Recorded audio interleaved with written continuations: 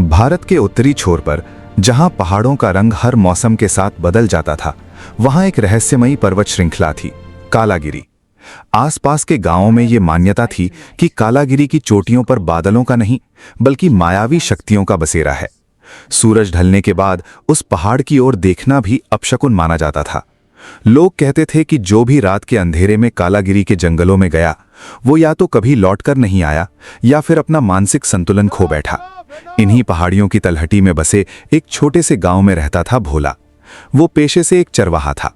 उसकी जिंदगी अपनी भेड़ों के साथ पहाड़ों में भटकते हुए गुजरती थी। मेहनत ने उसके शरीर को पत्थर जैसा मजबूत बना दिया था, लेकिन उसका मन अंदर से पूरी तरह खाली था। उसका इस दुनिया में कोई अपना नहीं था, न माता पिता, न भाई बहन और न ही कोई जीवन साथी। गांव वाले उसे अजीब समझते थे, क्योंकि वो इंसानों से ज्यादा अपनी भेड़ों से बातें करता था। भोला अक्सर रात में आग के पास बैठकर आसमान के तारों को देखा करता और सोचता कि क्या कभी उसकी जिंदगी में भी कोई ऐसा आएगा जो उसका इंतजार करे। लेकिन उसे क्या पता था कि उसकी ये इच्छा पूरी तो होगी, मगर ऐसी कीमत पर जो उसकी आत्मा तक को डरा देगी। सर्दियों की शुरुआत हो चुकी थी। एक दिन भोला अपनी भेड़ों को चराते चराते गांव से बहुत दूर निकल गया। उसकी एक सफेद भेड़ रास्ता भटककर कालागिरी के घने जंगलों में चली गई। उसे ढूंढते ढूंढते भोला उस सीमा को पार कर गया जिसे पार करने की गांव में सख्त मनाही थी। जब तक उसे भेड़ मिली, तब तक सूरज पहाड़ियों के पीछे छिप चुका था। अमावस्या की रात थी। जंगल में ऐसा सन्नाटा था कि पत्तों की सरसराहट भी किसी फुसफुसाहट जैसी लग रही थी। भोला अपनी भेड़ों को लेकर लौटने ही वाला था कि अचानक उसे एक अजीब सी आवाज सुनाई दी। वो किसी जानवर की आवाज नहीं थी, वो किसी स्त्री की दर्द भरी कराह थी। डर के बावजूद भोला उस आवाज की दिशा में बढ़ा। एक सूखी नदी के किनारे देवदार के विशाल पेड़ के नीचे उसने एक युवती को बेहोश पड़ा देखा। उसकी सुंदरता ऐसी थी मानो कोई अप्सरा आसमान से धरती पर उतर आई हो। उसकी त्वचा से हल्की चांदी जैसी चमक निकल रही थी। उसके लंबे बाल काले धुएं की तरह जमीन पर फैले हुए थे। भोला उसकी सुंदरता देखकर मंत्रमुग्ध रह गया। उसने देखा कि युवती के माथे पर चोट लगी हुई थी। तभी उसकी नजर उस युवती की मुट्ठी पर गई, जहां से हल्की नीली रोशनी निकल रही थी। भोला ने धीरे से उसकी मुट्ठी खोली। अंदर एक चमकता हुआ नीला रत्न था। वो साधारण पत्थर नहीं था। ऐसा लग रहा था मानो उसके भीतर कोई धड़कन चल रही हो। भोला के सामने अब दो रास्ते थे। एक तरफ वो रहस्यमयी सुंदर स्त्री थी जो उसके अकेलेपन को खत्म कर सकती थी, और दूसरी तरफ वो अनमोल रत्न था जो उसे अमीर बना सकता था। लालच ने उसके मन को घेर लिया। उसने वो रत्न अपनी जेब में रख लिया। जैसे ही रत्न उसकी जेब में गया, युवती के शरीर की चमक गायब हो गई। भोला उसे अपने कंधे पर उठाकर अपने झोपड़ी में ले आया। उसने उसकी मरहम पट्टी की और पूरी रात उसकी देखभाल करता रहा। सुबह जब युवती को होश आया तो उसने घबराकर पूछा, मैं कहाँ हूं? उसकी आंखें समंदर जैसी नीली थीं। भोला ने पूछा, तुम कौन हो? युवती ने सिर पकड़ लिया। उसे अपना नाम तक याद नहीं था। ये देखकर भोला के मन में स्वार्थ जाग उठा। उसने झूठ बोल दिया, तुम मेरी पत्नी हो, तुम्हारा नाम राधा है। कल जंगल में गिरने से तुम्हारी याददाश्त चली गई। युवती को कुछ याद नहीं था, इसलिए उसने भोला की बात पर विश्वास कर लिया। भोला ने उस जादुई रत्न को मिट्टी में लपेटकर एक साधारण गोले जैसा बना दिया और झोपड़ी के एक कोने में छिपा दिया। दिन बीतते गए। झोपड़ी में अब राधा की हंसी और पायल की आवाज गूंजने लगी। भोला को लगने लगा कि उसने किस्मत को हरा दिया है, लेकिन सच हमेशा छिपा नहीं रहता। एक रात उनकी झोपड़ी के दरवाजे पर दस्तक हुई। बाहर एक भयावह साधु खड़ा था। उसकी आंखें अंगारों जैसी लाल थीं। उसने झोपड़ी के अंदर सो रही राधा को देखा और बोला, मूर्ख चरवाहे, तूने अपने घर में विनाश को जगह दी है। भोला डर गया। साधु ने बताया कि राधा कोई साधारण स्त्री नहीं, बल्कि कालागिरी की एक दिव्य विद्याधरी है। उसके पास एक दिव्य नील रत्न था जिसमें उसकी शक्तियां और यादें कैद थीं। भोला ने वही रत्न चुरा लिया था। साधु ने चेतावनी दी कि जिस दिन वो रत्न उसके सामने आया और उसने उसमें अपना चेहरा देख लिया, उसी दिन उसकी सारी यादें लौट आएंगी। फिर उसका क्रोध सब कुछ नष्ट कर देगा। भोला ने डर के बावजूद रत्न किसी को नहीं दिया। वो राधा को खोना नहीं चाहता था। समय बीतता गया। कुछ वर्षों बाद राधा ने एक बेटी का जन्म दिया जिसका नाम रखा गया तारा। उसकी आंखें भी अपनी मां की तरह चमकदार नीली थीं। जैसे जैसे तारा बड़ी हुई, उसके अंदर अजीब शक्तियां दिखाई देने लगीं। कभी उसके रोने से मौसम बदल जाता तो कभी हवा अपने आप चलने लगती। भोला ये सब देखकर अंदर ही अंदर डरने लगा। एक दिन भोला भेड़ों को चराने गया हुआ था और राधा नदी पर कपड़े धोने गई थी। तारा अकेले खेल रही थी। खेलते खेलते उसकी गेंद उसी कोने में चली गई जहां भोला ने मिट्टी में लिपटा रत्न छिपाया था। तारा ने उसे बाहर निकाला और पानी से साफ करने लगी। धीरे धीरे मिट्टी हटने लगी और अंदर से तेज नीली रोशनी फूट पड़ी। रत्न अब एक चमकते हुए आईने जैसा दिख रहा था। तारा खुशी से उसे लेकर अपनी माँ के पास दौड़ी। माँ देखो, मुझे कितना सुंदर पत्थर मिला। राधा ने मुस्कुराते हुए वो रत्न अपने हाथों में लिया। जैसे ही उसकी नज़र उस चमकते हुए पत्थर में अपने चेहरे पर पड़ी, उसके पूरे शरीर में बिजली सी दौड़ गई। उसकी आंखें फैल गईं, उसके आसपास हवा तेज चलने लगी। वर्षों से दबी यादें अचानक लौटने लगीं। उसे सब याद आ गया, उसका असली रूप, कालागिरी का लोक और भोला का वो झूठ जिसने उसे कैद कर रखा था। राधा के हाथों में वो दिव्य नील रत्न कांप रहा था। जैसे ही उसने उस चमकते हुए पत्थर में अपना चेहरा देखा, उसकी आंखों के सामने बीते वर्षों की सारी परतें एक एक करके खुलने लगीं। कालागिरी की ऊंची चोटियां, बादलों के बीच चमकता उसका मायावी लोक, आसमान में उड़ते दिव्य रथ और फिर वो भयानक रात जब श्राप के कारण उसे धरती पर गिरना पड़ा था। सब कुछ उसकी स्मृति में बिजली की तरह कौंध गया। उसके चेहरे का रंग बदल गया, उसकी सांसें भारी होने लगी।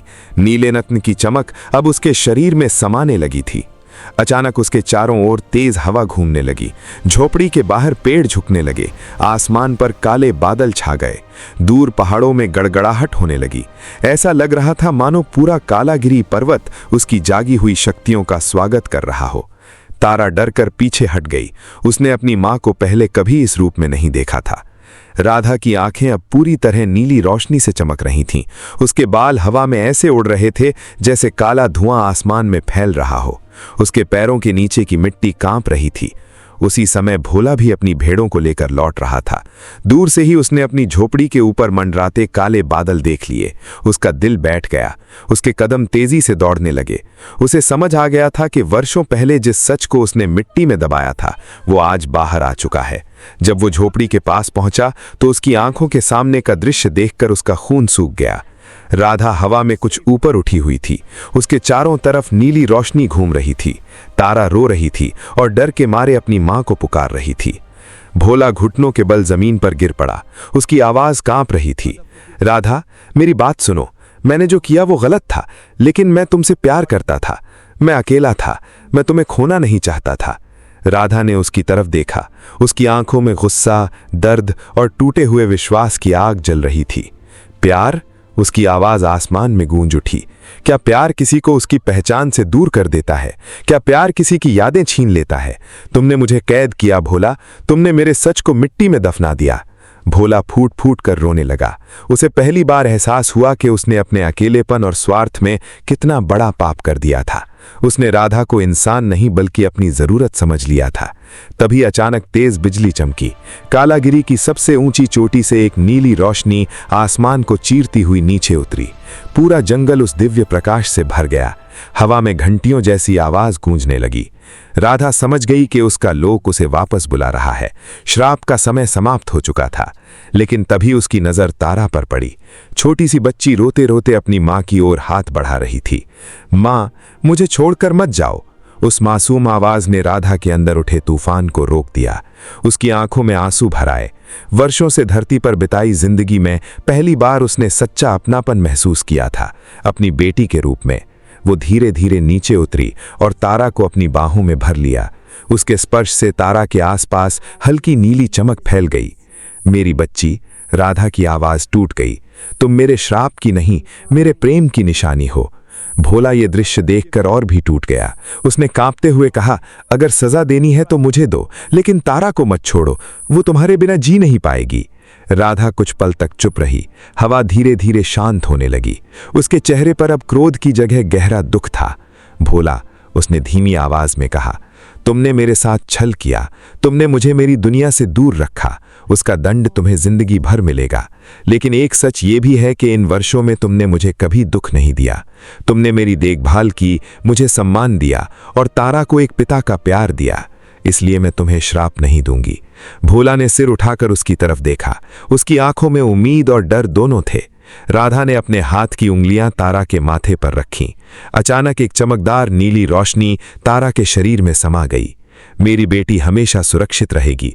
उसके भीतर मेरी शक्तियों का अंश रहेगा। जब भी उसे खतरा होगा, मैं उसके साथ रहूंगी। इतना कहकर राधा पीछे हट गई। आसमान से उतरती दिव्य रोशनी अब उसे अपनी ओर खींचने लगी। उसके शरीर से चमकते हुए कण निकलने लगे। भोला जोर से चिल्लाया, मत जाओ राधा, मैं तुम्हारे बिना मर जाऊंगा। राधा की आंखों से आंसू बह निकले। उसने आखिरी बार भोला और तारा को देखा। कुछ रिश्ते धरती पर हमेशा साथ रहने के लिए नहीं बनते भोला, कुछ रिश्ते सिर्फ इंसान को बदलने के लिए आते हैं। अगले ही पल उसका शरीर हजारों नीले सितारों की तरह बिखर गया। वे चमकते कण आसमान की ओर उड़ गए और कालागिरी की चोटियों में समा गए। तूफान एकदम शांत हो गया। जंगल फिर से शांत हो गया। केवल ठंडी हवा बह रही थी। भोला वहीं जमीन पर बैठा रह गया। उसकी आंखें आसमान पर टिकी रहीं। उस रात उसने पहली बार महसूस किया कि सबसे बड़ा श्राप अकेलापन नहीं होता, बल्कि उस इंसान को खो देना होता है जिसे पाने के लिए आपने पूरी दुनिया से झूठ बोला हो। समय बीतता गया।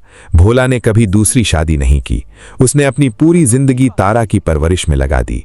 तारा बड़ी होकर बिल्कुल अपनी माँ जैसी सुंदर और रहस्यमयी बन गई।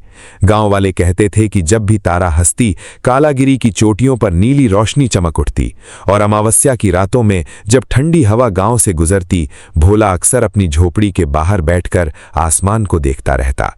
कभी कभी उसे बादलों के बीच एक चमकता हुआ स्त्री का चेहरा दिखाई देता, जो मुस्कुराकर उसे देखता और फिर धुंध में खो जाता। लोग कहते हैं कि आज भी कालागिरी की पहाड़ियों में एक विद्याधरी की आत्मा भटकती है। वो किसी को नुकसान नहीं पहुंचाती।